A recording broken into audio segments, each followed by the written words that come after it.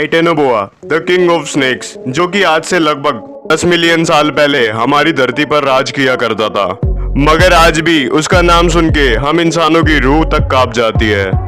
और वहीं दूसरी तरफ गॉडजिला, जिसको कि मॉन्स्टर्स का किंग कहा जाता है और जिसके सामने बड़े से बड़े मॉन्स्टर्स घुटनों पर झुक जाते हैं। और अगर कभी विशाल टाइटेनोबोआ और गॉडजिला का आमना सामना हो गया तो आखिर क्या होगा? आखिर इनमें से कौन जीतेगा?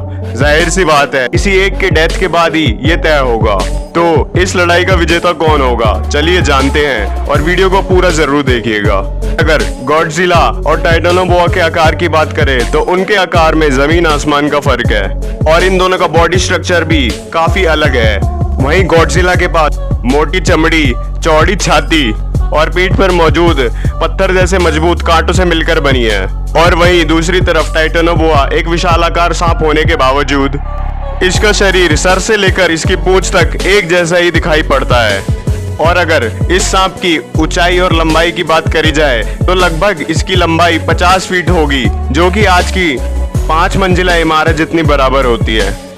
और इसका वजन लगभग 1500 किलो तक होता था। और वहीं दूसरी तरफ गॉडजिला की हाइट लगभग 395 फीट के आसपास थी, यानी कि आज के 40 मंजिला इमारत जितनी थी।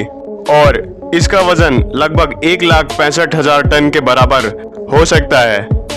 यानी वजन और लंबाई के मामले में गॉडजिला टाइटेनोबोआ से काफी आगे निकल जाता है। और टाइटेनोबोआ हमेशा इक्वेटर के पास के इलाकों में ही पाया जाता था और ये पानी से लेकर जमीन तक जिंदा रहने के लिए दोनों जगह पर सक्षम था।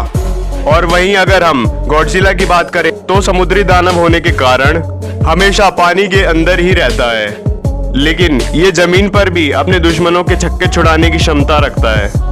और अगर हम इन दोनों की ताकत की बात करें तो टाइटेनोबोआ अपने से ज्यादा बड़े से बड़े डायनासोर्स को भी खत्म कर सकता था और ये ज्यादातर अपने शिकार को कुंडली में जकड़कर उसका दम घोटकर मार देता था और उसके बाद अपने शिकार को वो पूरा का पूरा निगल जाता था।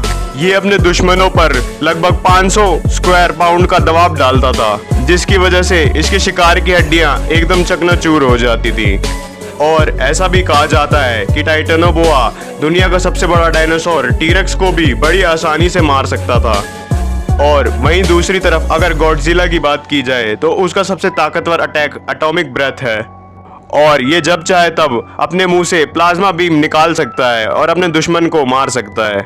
और जिसकी वजह से हजारों मील तक जितने भी प्राणी मौजूद होते हैं वो तड़प तड़प कर मरने लग जाते हैं। और गॉडजिला का एक एडवांटेज काफी खास है कि वो काफी तेज दौड़ सकता है। और वहीं टाइटेनोबोआ अपने भारी भरकम शरीर को रेंगते हुए एक जगह से दूसरी जगह ले जाने में काफी वक्त लगा देता है। टाइटेनोबोआ की रेंगने की क्षमता लगभग 40 मील्स पर आवर हो सकती है और वहीं गॉडजिला लगभग 200 मील पर आवर की स्पीड से दौड़ सकता है।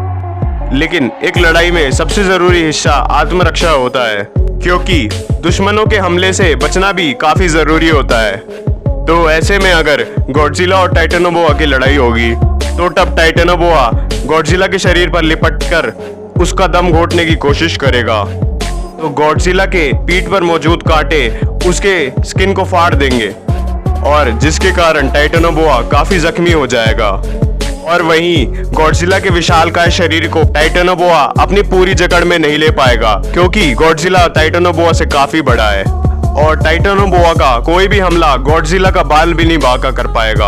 और जिसके बाद गॉडजिला टाइटेनोबोआ के ऊपर एटॉमिक ब्रेथ गिराकर उसको मार डालेगा, क्योंकि खुद पर हुए हमले को रोकने के लिए टाइटेनोबोआ के पास कोई साधन नहीं होगा और जिसके कारण गॉडजिला इस महायुद्ध का विजेता घोषित किया जाएगा।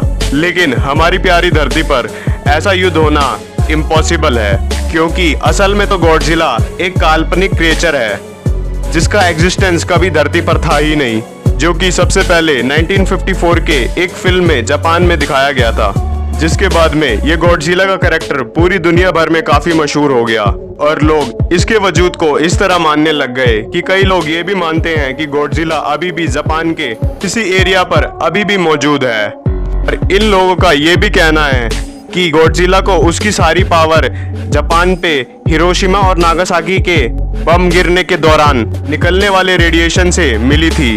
दोस्तों, आप सबको तो पता ही है कि ऐसा होना प्रैक्टिकली पॉसिबल ही नहीं है और इसी वजह से गॉडजिला जैसे मिथिकल क्रिएचर के टाइटेनोबोआ जैसे सचमुच में एग्जिस्ट करने वाले क्रिएचर के साथ उसकी तुलना करना काफी गलत होगा।